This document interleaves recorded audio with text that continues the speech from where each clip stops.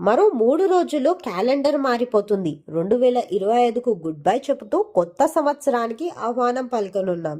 ఈ నేపథ్యంలో గడిచిన ఏడాది కాలంలో ఏం జరిగిందనేది మననం చేసుకోవడం, కొత్త సంవత్సరంలో సరికొత్త ఆలోచనలు, లక్ష్యాలు పెట్టుకొని ముందుకు సాగడం అనేది ఎవరికైనా అలవడాల్సిన అంశం.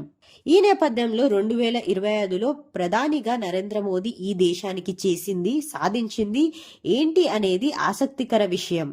ప్రధానిగా ఈ ఏడాది 5 విషయాల్లో ప్రధానమంత్రి నరేంద్ర మోదీ తనదైన ముద్ర వేసుకున్నారు. రాజకీయంగానే కాకుండా ప్రజలకు చేరువ కావడంలోనూ, ప్రపంచ దేశాల్లో తన ఇమేజ్ను పెంచుకోవడంలోనూ సక్సెస్ అయ్యారు.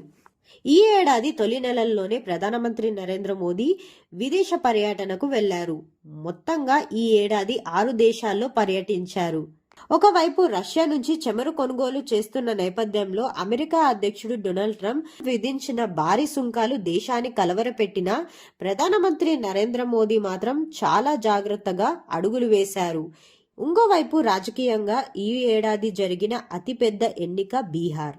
రాజకీయాల్లోని 2043 అసెంబ్లీ స్థానాలకు జరిగిన 2 దశల పోలింగ్.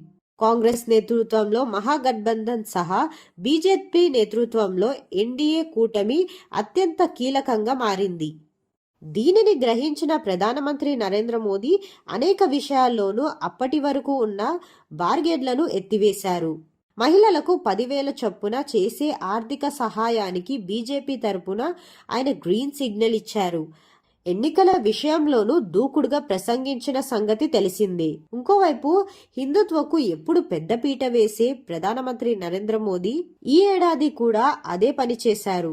అయోధ్య రామ మందిరంలో భారీ ధ్వజాన్ని ఆవిష్కరించడం ద్వారా ఈ ఆలయానికి మరింత ప్రాధాన్యం పెంచారు.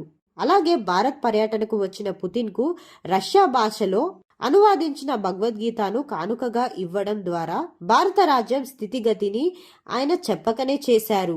ఇక ఉడిపి శ్రీకృష్ణ మందిరాన్ని, ఏపీలోని శ్రీశైలాన్ని, ఉత్తరప్రదేశ్లోని కాశీ విశ్వనాథుని పలుమార్లు దర్శించుకున్నారు.